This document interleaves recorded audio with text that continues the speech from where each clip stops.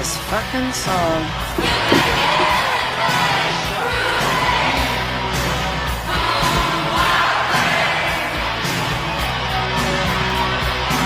Let's start the show here. Welcome back to the FWO Show. We are now in week 5 of our season. As we speak right now, we have the Packers and the Giants playing live in London. Packers up by 7, approaching the half. We've had a lot go on since the last podcast, which was done just prior to week 1. So we're going to go quickly over weeks 1 through weeks 4, preview the week ahead, talk about our biggest surprises so far, and just get a general sense of everything going on. We also have what drives the podcast, one of our special features coming at the very end of the show, so stay tuned for that. I am your host, Jeffro the Lion. Thank you for joining us. So, like I said, we've had a lot go on in the last 4 weeks, going into the 5th week now. I'm not going to spend a terrible amount of time going over week by week by week, but I will give a quick recap of each week, of each matchup, to kind of help explain why we are where we are at this point. So, getting right to it, starting with week 1. Week 1's matchups. First of all, we had London Lions with Matt Ryan. He beat Dan by 15 points. Myself beat Dan. Dan had it all sealed up. He actually was sending messages going into the Sunday night game. I remember this very well. He was I don't remember, he was sending like memes and shit like that, whatever the kids do these days, and talking about basically how he's going to beat my ass. Didn't happen. I beat him. Beat him convincingly, as a matter of fact. Beat him by 15 points. This was a matchup where I used Matt Ryan to start my season, and we'll talk about that quickly as well. I used 3 different quarterbacks in the first 3 weeks, so kind of unheard of. I know you people like to stream quarterbacks, but that wasn't even my intention necessarily, but it's just the way it worked out. So this was a matchup where not only did I use Matt Ryan and beat him by 15 points, but Dan with his high-powered offense, Dak Prescott, CeeDee Lamb, Michael Pittman outscored them by 4 times as many points by himself as what they combined for. This was a week where Dak Prescott did get hurt. I think they combined for something like 6 points on that week. Wasn't even quite 6. It was just under that. So right away, 1-0 for me. Next matchups. Mahomes going down. Not before he goes up. Went up on the black hole by 17 points. Chris gets 70 from Mahomes and Saquon Barkley. Saquon Barkley, the early season surprise. I don't think anybody thought that he would be a bust again like he was last year. But to be the number 1 running back arguably in the season, nobody expected that. So 70 points from those two. Chris gets the dub. Goes up to 1-0 to start the season. Gary drops to 0-1. The Gooch. Gooch kicked Keegan, right? The Cooch. Herbert outscores Russ by 10. Craig wins by 14 points in that matchup. Craig, another strong start. 1-0 for him. T's nuts. That's Russ, not TJ. Took his antibiotics to get over the Stafford infection. And Grubby loses by 1/4 point thanks to Stafford's 7-point game. So when he prematurely, we thought, named his team the Stafford infection, trying to be funny, perhaps he knew something that we didn't know. Stafford truly is an infection. And we'll talk about that here in a minute as well, and what he's done so far in Grub, or what he's not done, I guess is a better way to put that. Next matchup, the reigning champion of the regular season, Gary. The regular season, Gary, I'm letting you know that. The regular season. So the reigning champion of the regular season, Josh the Sheriff, butt-fucked his brother by the same number of kids as what he's actually got, which is 22. So he actually wins by 22 points over his brother TJ. TJ not off to a good start. TJ's great at rebounding, and he's already started to come back from that. But start the season, Josh 1-0, TJ 0-1. Little brother, big brothers, the big brother. With the pounding of the week, Joe, my brother, speaking of brothers, gets raw dogged by the zombie. 157-95. Ayuk, more like Ayuk, he got his ass whooped. James starts the season 1-0, dogs, 0-1. Week 2, and the bounce back of the week, speaking of dogs, scores 162 points. And he needed a lot of those points because the guy he ended up playing, myself, scored 141. 141 in most weeks is going to get you a win over at least half the league, minimum. And not here. So Joe comes off the schneid, rebounds nicely with 161. It's one thing to rebound and you win an ugly matchup in week 2, 110-105, something like that. But to score 162 really kind of helps to alleviate any feeling in your gut that you just really fucked up your draft and your season's just screwed up from there. So good win for Joe, bad loss for me. The Sheriff beats T in week 1, but he couldn't beat off T's nuts in week 2. You heard that? I said he couldn't beat off T's nuts in week 2. Russ wins big in this one, 121-88. Beats the holy hell out of him. So, next matchup.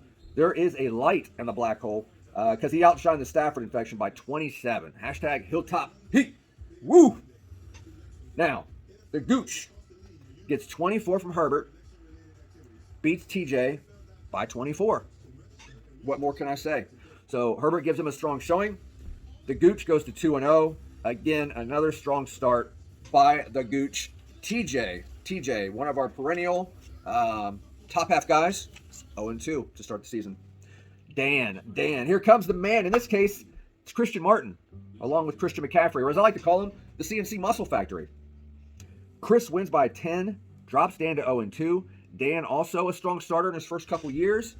Had a little bit of a rough year last year. Starting out rough this year, 0-2. It is what it is. Chris with the win. And finally, the FWO, it's defunding the police because James, for the second straight week, faces an opponent, listen to this stat, faces an opponent that scores under 100 points.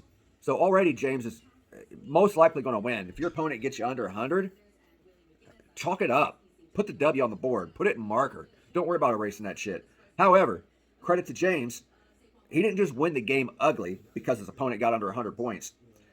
He actually wins by 60 plus for the second time in 2 weeks.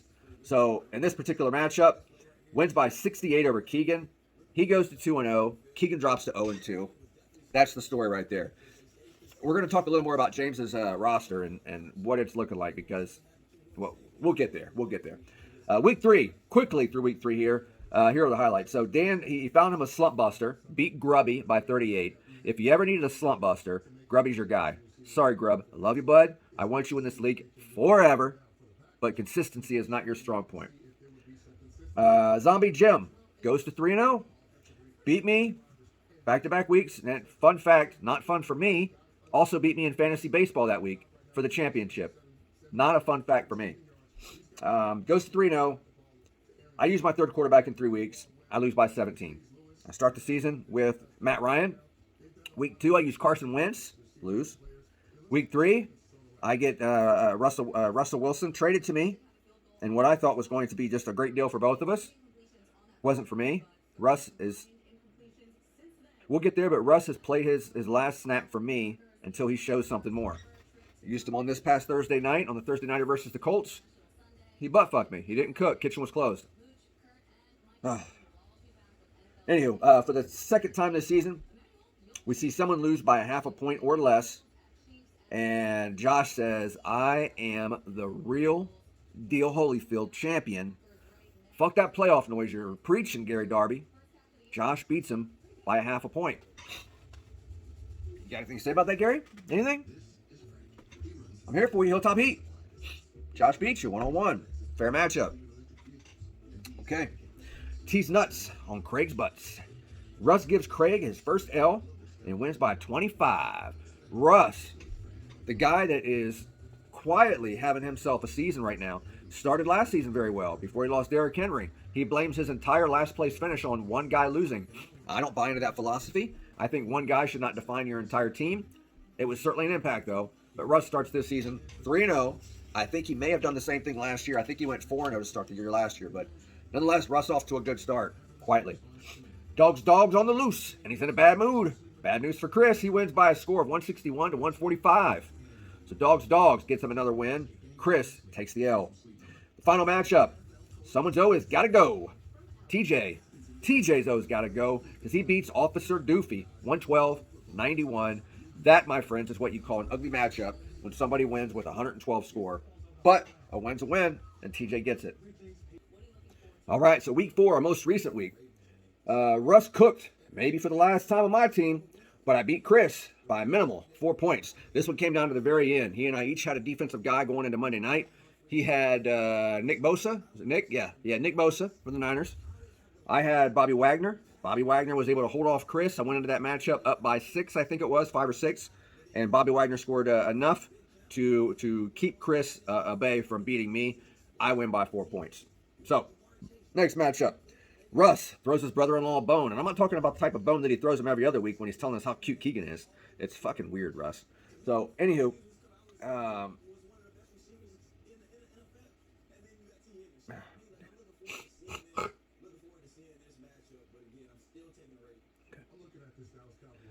Russ throws his brother-in-law a bone. And I'm not talking about any other week when he tells us how cute Keegan is. Not that type of bone. Back her down, Russ. But anyways, Russ does win big in this matchup. 163 to 127. Beats his brother-in-law down. Beats him down. And the defund the police movement, it continues into week 4. Now, next matchup, Josh says, fuck it. I'm starting Kamara even if the Saints ain't. That's how smart I am. Josh is maybe even smarter than the rest of us. I wouldn't have done that. I don't know if anybody else would have done that. Josh is so smart that he says, fuck it, I'm starting Kamara. I don't give a fuck. Well, guess what, Josh? You lost. Dan beats Josh, gets off the schneid. Fun fact, Josh ends up losing by a good amount. However, on his bench, he lost. Actually, I told you he lost by a good amount. Lost by 6. Lost by 6, okay? And on his bench, J.K. Dobbins. This guy's an Ohio State fan. He's not starting J.K. Dobbins the week that he's back. Pay attention, bro. J.K. Dobbins had 21. Josh would have won that matchup easily had he just flopped out J.K. Dobbins for Alvin Kamara. Now, I know Alvin Kamara was playing a London game or wherever the fuck they were playing out overseas, and they didn't announce that he was out until early that morning. Pay attention, bro. Pay attention. All right? I don't give a fuck how many kids you got. Pay attention. Dogs stays hot. Grubby stays not. The Stafford infection is making Russell Wilson look like a juggernaut when he scores 7, 6, and 3 in 3 of his 4 weeks. That's right. Matt Stafford, Super Bowl winning Matt Stafford, who had a great year last year, 3 of his first 4 weeks has scored 7 points, 6 points, 3 points. For me, he's fucking out of here. He's getting a cut. Snip, snip. Scissor week. Scissor me, daddy. Now, is that enough for change for Grubb? Grubb goes to 0-4. I'm looking right now. I'm actually playing Grubby this week. I hope it's not enough for change because he's got Matt Stafford in his starting lineup. Game starts at 4 o'clock. Looking at his bench, he does not have another quarterback on his team. And Matt Stafford is playing one of the best pass defenses in general this year, the Dallas Cowboys at 425. So keep him in, buddy. Final matchup of the week, James cools off versus TJ. And not TJ, but JT goes down for James with an ankle injury. So we're going to see how that impacts James. So far this year, his team has been just awesome. But James loses this matchup big by 27 points. So with all that said, that's the first 4 weeks of the year we just ran through. Where does that leave us in the standings? We essentially have 3 tiers of guys right now. And we have 4 guys at 3-1. Zombie Jim, Dogs, the Gooch, Tease Nuts being Russ, not TJ. Next tier, Mahomes going down. Chris, we have TJ, we have myself, we have the Sheriff all at 2-2. Excuse me, we also have Dan also at 2-2. So Dan making a push here to have some fantasy relevance. All those guys at 2-2. And then right now, the bottom of the pack, you have the Black Hole, you have Officer Doofy at 1-3. And then you have the Stafford Infection, 0-4.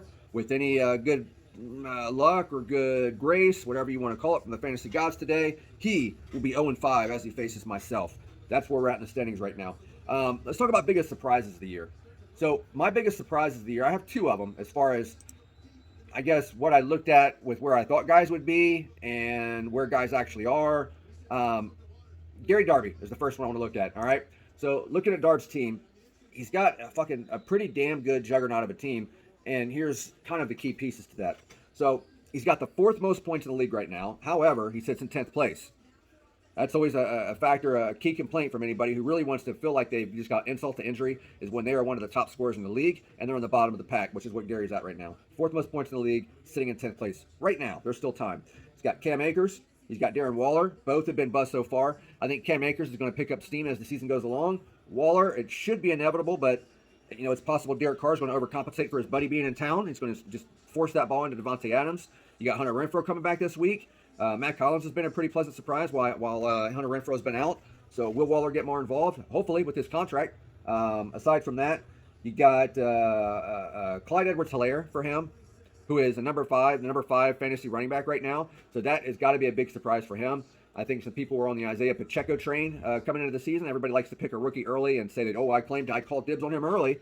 And I think he picked up a lot of steam that didn't need to be picked up yet. So Clyde Edwards-Helaire was written off a little prematurely. Number 5 running back in the league right now. He's getting a lot of action. So good for him. Gary's got a really great lineup. So just think about Clyde Edwards-Helaire if he continues to produce.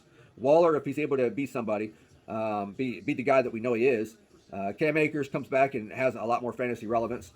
He's got Josh Allen, Stephon Diggs, Devontae Adams on his team. I think the Black will be back. I think my Hilltop Heat member, he's going to really surprise the rest of the year. I think he's the guy to watch out for to really make a push and potentially, if nothing else, end up with back-to-back playoff championships. Don't write him off. But aside from that, James, I'm just going to give you some of the numbers that I see from James. And these numbers are going to explain why I think James is going to be the regular season winner I think he's going to lock it up early. I say James will probably pull away from the competition by week 10, 11 at the latest, and we're really going to say, like, we're just playing for second place in the playoffs now. Barring injury, of course, barring injury. We know Jonathan Taylor's down right now. It doesn't appear to be a major injury. He should be back in about a week or so, and we'll see how that plays out for him. But James has the numbers 1, 5, 7, and 10 wide receivers in fantasy right now. So he's got 4 of the top 10 wide receivers in fantasy at this point for our league.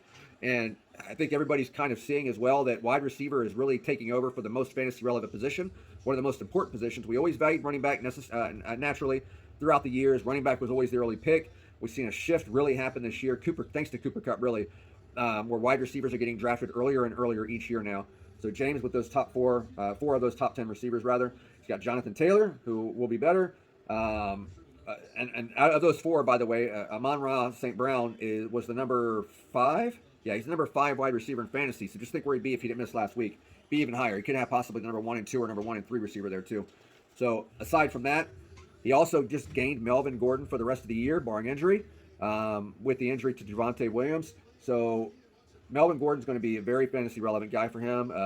It's going to also allow James, if anything does happen, in my opinion, it's going to allow him the trade power to where he can trade out Jonathan Taylor for somebody else, for 2 other guys, if he finds himself in an emergency situation, because he's now got Melvin Gordon on his team, who was not expected to be a starter. Aside from that, with all those receivers, he naturally has the firepower to trade one of those guys as well, should he need, a tight end or something along those lines.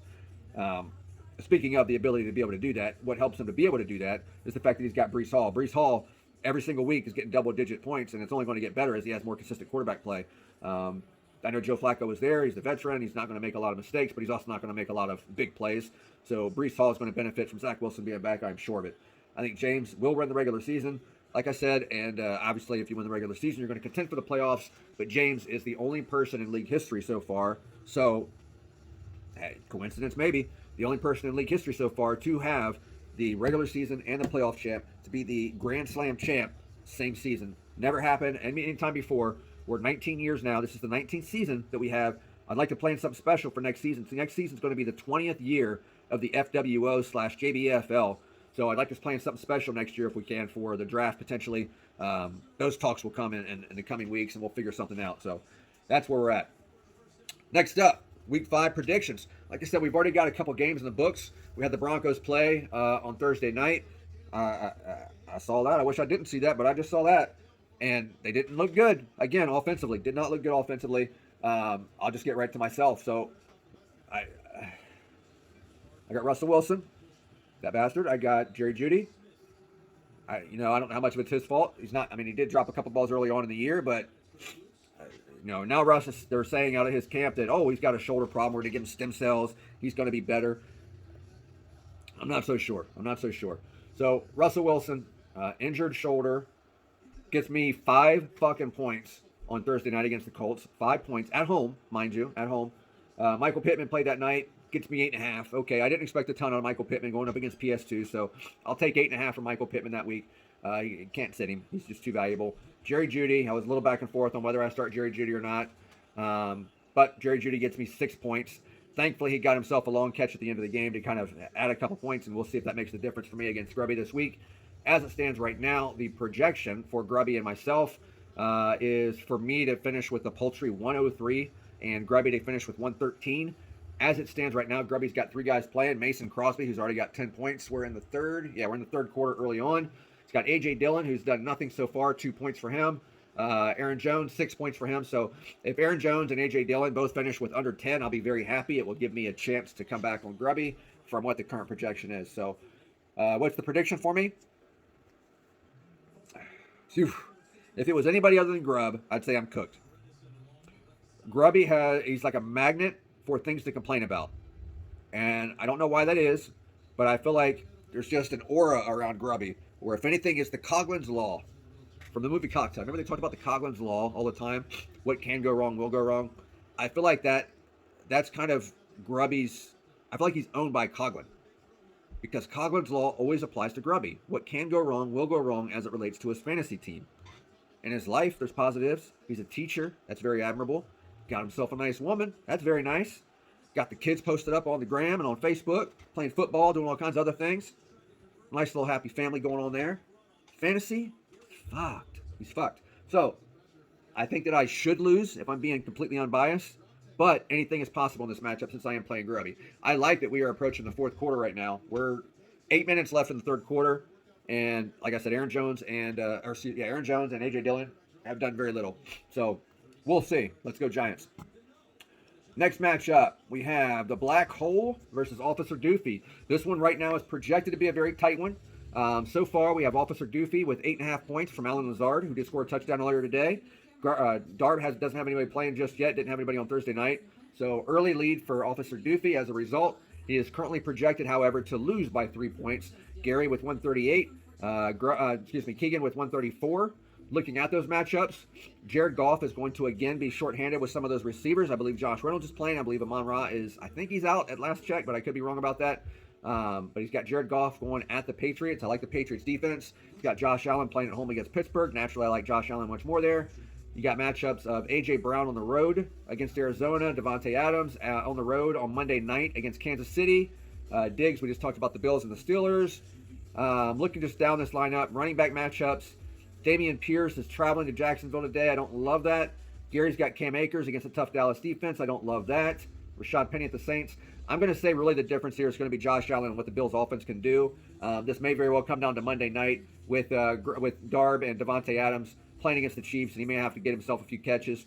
Officer Doofy does have Travis Kelce in that same matchup, so we could come down to Monday night on this one, and a big matchup for those two.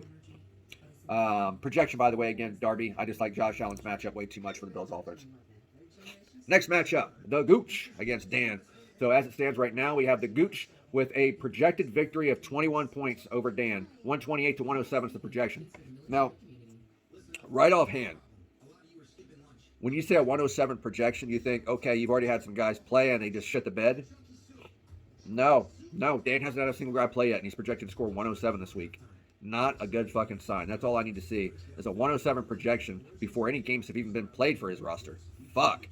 Craig gets the win. Craig goes to 4-0. Craig wins easy in this one. Next matchup.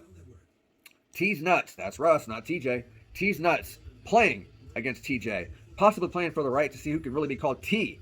We got T-Bone versus T's Nuts. A lot of T in this matchup. So, TJ, 2-2. Came back, bounced off the schneid. Russ, 3-1. As I mentioned, quietly having a very good start to his year. TJ is actually projected to win this matchup by 8 points, 131 to 123. Russ does have Aaron Rodgers going right now. I'm all for Aaron Rodgers throwing some more touchdown passes through the air, just not on the ground for my matchup's sake. He had Cortland Sutton go the other night, get him 8 points. Okay, you obviously hope for more. TJ's got Green Bay defense playing right now. They got 5 points against the Giants. Third quarter. He's got Campbell playing for the Packers defense. It's only got him a couple tackles so far. So as it stands right now, though, Russ projected to lose by 8. TJ has Jalen Hurts going out to Arizona.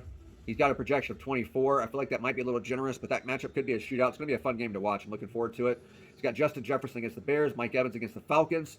Another one that he's got here, Williams for the Lions. So with Swift being out again, and you got Jamal Williams playing again for the Lions. Jamal Williams is actually, I believe, the number 5 running back in the league right now in fantasy football. Nobody saw that coming. Jamal Williams, number 5 running back in the league. And he only had a start last week, and going into this week, he's going to have another start. So that could be a good one for him. On Russ's side of the ball, you got Joe Mixon against the Ravens. That's a matchup that I expect to be tight. Joe Mixon's projected to get 15.5 points. I don't think he's going to get 15.5 against the Ravens. He's got George Kittle, who has been disappointing so far this year. Came back from early injury, but he's done nothing in his 2 games back. We'll see how this plays out. I'm honestly thinking that TJ is going to win this matchup, just based on what I see, unless Aaron Rodgers can throw himself another 2 touchdowns in this game. So I'll pick TJ in a tight one. I'll say TJ wins by about 4 points. Next matchup, Mahomes going down against Zombie Jim. My pick to win the regular season and or Grand Slam champ again. If James wins the Grand Slam championship, twice by the way, I must say this.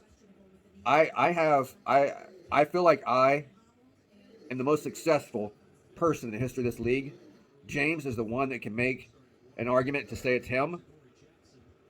If he wins a second Grand Slam champion, all hell. I got to give it to James. I got to say he's the best in the league for the history of it. If he can get 2 Grand Slam championships before anybody else can even get 1. Roger Federer on that motherfucker. So, their matchup. James is projected to win a very close one here. 137 to 133. Long pass. Overthrown. Okay. 137 to 133 is a projection for James in this matchup. James with Kyler Murray playing at home against Philly. Chris, obviously, with Mahomes playing against the Raiders on Monday night. I think both guys are going to light it up. I think Mahomes has the advantage there, just slightly, but nonetheless, those guys are going to light it up. DK and Geno for Chris. You got Cooper Kupp for James. Naturally, I'm going to pick Cooper Kupp in that matchup, but they are playing a tough Dallas defense.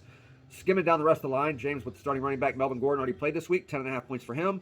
Brandon McManus got him 10 points. Denver defense got him 14 points. Always big when your defense can get you double digits. I think Mahomes going down, though. Chris, he's got Buffalo defense against Pittsburgh. You got Pickett making his first start for the Steelers. Very tough spot for him. It's kind of a curious thing that they're going to put him in against Buffalo on the road in that first matchup. But I guess when you do something like that, the expectations are set a little bit lower. So it's kind of an all-upside thing for him if he gets in that position. But I think that puts Buffalo in a good spot to get double digits for them as well to match that Denver production. Godwin has been real hit and miss for James so far this year, coming back from that injury. He's got Everett as his tight end. I really like Everett. I watched Everett play a few weeks ago, and number one, I can't remember what number he is, but I think he's a single-digit number, which kind of threw me for a second. He's got a slender build, not typically seen in a tight end. He looks really athletic out there. Looks really good, and I really like Gerald Everett this year. He just looks like he's ready to go to that next level. James Robinson, he's been good for most of the year. Had a little down week last week, but we'll see how that plays out for him. Aaron Rodgers, I'm kind of watching the game out of the corner of my eye here. Aaron Rodgers with the first down pat. Nope, incomplete. Okay. So with all that being said, distractions aside, boy, oh boy. What can Dalton Schultz do? Is Amon-Ra St. Brown going to be able to play well through that injury? James has him in his starting lineup. It tells me he's going to play. I think that I saw he's kind of going to go through pregame warmups and everything, but looks like he's going to play. Good gravy, man. Good gravy. This is going to be a really tight matchup. This one's too close to call. Too close to call. I'm going to lean towards Chris here in this matchup. I still think James wins the regular season, but man, Mahomes against the Raiders on Monday night, I think he's going to really give him fits. That's a tight one. That's a very tight one. I'm going to go with Chris. I'm going to stick with my guns. I think he wins by 2 points. So that's where we're at. I think that was the final matchup. No, we got one more matchup. Sorry, I almost missed one. Dogs, and the Sheriff. Forgive me. Dogs, and the Sheriff. So with this matchup for this week, we have Dogs is projected to win a slim one here as well by 3 points, 122 to 119. The downside here for Joe, which really could have put him in good position, he had Nyheim Hines on Thursday night. Did the fucking stanky leg in the first quarter, goes out early, gives him 1.5 points. Josh does actually have Alvin Kamara back this week, so he's actually starting a guy that is going to play this week. He's got J.K. Dobbins finally in his lineup. You got Terry McLaurin, Jamar Chase, Joe Burrow on the road against Baltimore. Looking over at the Dogs side, does still have Derrick Henry playing at Washington. I think they grind that one out with Derrick Henry. He gets some good points today. No Kyle Pitts today for the Falcons. So Joe's got Drake London in his lineup, and that could pay some dividends for him. Tyreek Hill is a little banged up, but he's playing. Robert Woods is there. You got the rookie is out. Forgive me, I'm drawing a blank on his name. The rookie is out for the Titans, so that's going to be an extra targets for Robert Woods. And I say the prediction holds up here. Joe gets the win. I'm going to say Joe wins by around 8 points this week. I don't know why. 8 points is in my mind. Noah Brown for Josh. Will Dissly, who's touchdown dependent. I looked at him myself in a couple leagues this week because he's getting double digits every single week, but he's touchdown dependent. If you look at his numbers, he's getting 2 to 3 catches a week, just happens to get touchdowns. So, Joe with the win in this particular matchup by 5 to 8 points right in that area. Now, with all that said, we went over weeks 1 through 4. We previewed week 5. We talked about some surprises. The thing that drives this show for me, and it makes it worth my while, A, the feedback is nice. The demand is nice. The request for more shows is nice.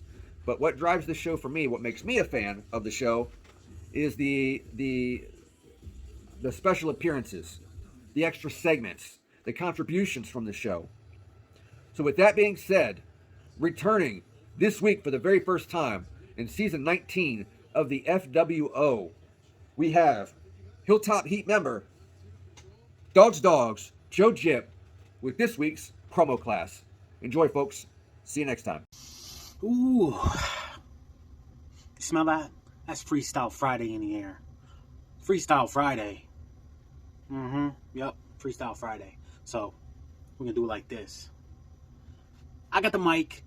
I'm sponsored by Terramana Tequila. The Rock says, know your role and drink some tequila and listen to Freestyle Friday. Now, you may be asking yourself, What is Freestyle Friday? Is this dude going to pull out a Jen the MC and just win every single week? Does he have a challenger? No, I'm not rapping. You know what I'm doing? I'm coming to you live on Fridays, and I'm freestyling right off the hip. Nothing prepared. We're just going to go with the questions, go with the flow. Send your questions in, please. I will make sure you have a way to get a hold of me with your questions anonymously. You ask me what the questions are, I'll get you the answers, all right? We'll put this out. We'll ask the questions. We'll get the answers. We'll bring the wolves out. This will be a lovely, lovely addition to the FWO Show 2.0. And maybe you know this. Maybe you've forgotten already because the content's been, making your mouth water a little bit. So maybe you forgot that there's a new band in town, and we're called the Hilltop Heat. Now, you'll notice 2 of those 4 members are sitting 1 and 2 at the top. You got Jeff Lyons bringing in the Ravens record, 2 and 2. We love it. He's climbing his way to the top. Gary Darby, he's 1 and 3. He's struggling, but don't worry. We've got his back.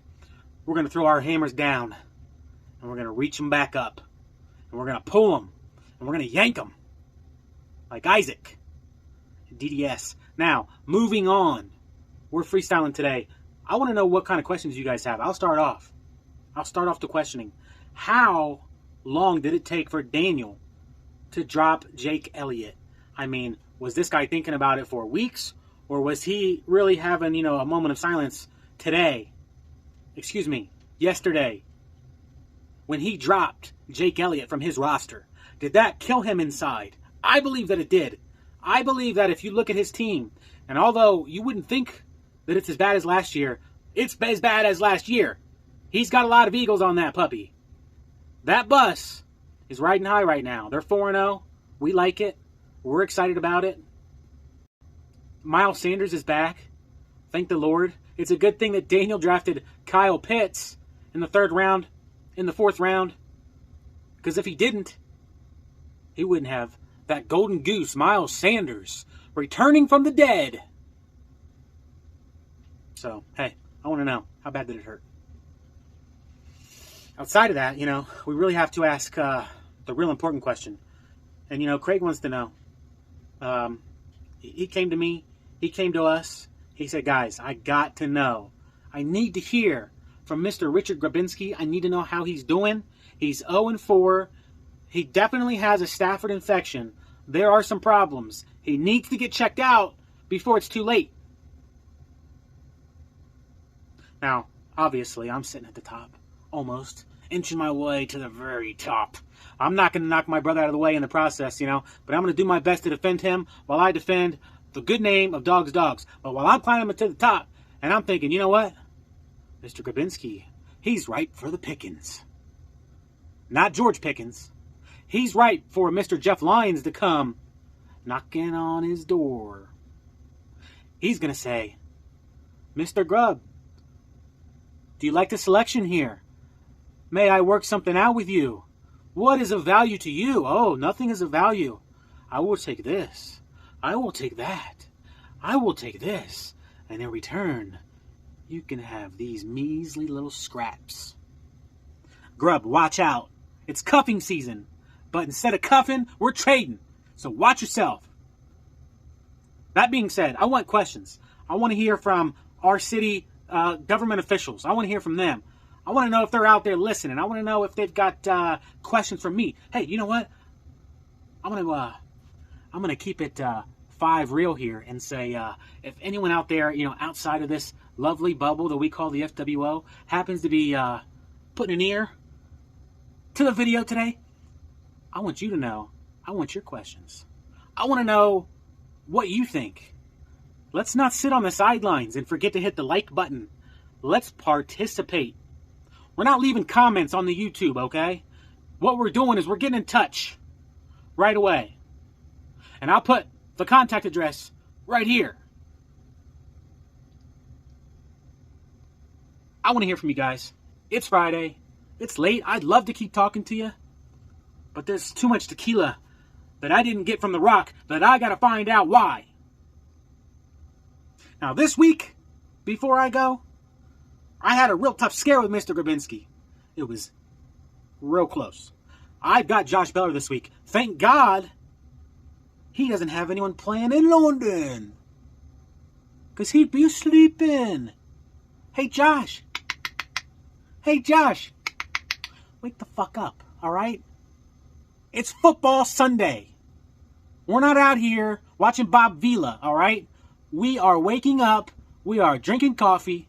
We're eating a bagel. We're eating some raisin bread. We're making some waffles, eating eggs, bacon, Taco Bell. You pick.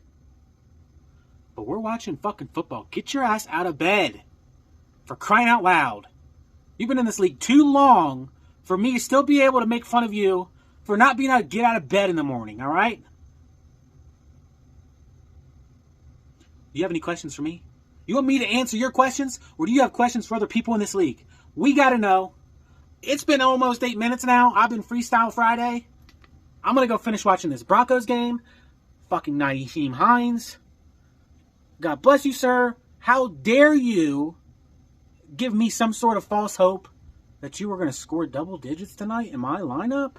You knocked Ezekiel Elliott out of my starting running back spot. I put you in there. 1 carry, 3 yards. Hey, thanks. Get well soon.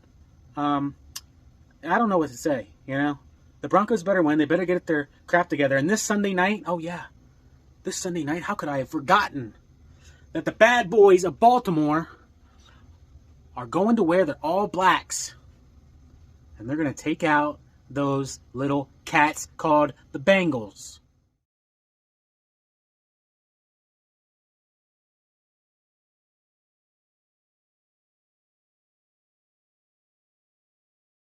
He's a beast, ain't he?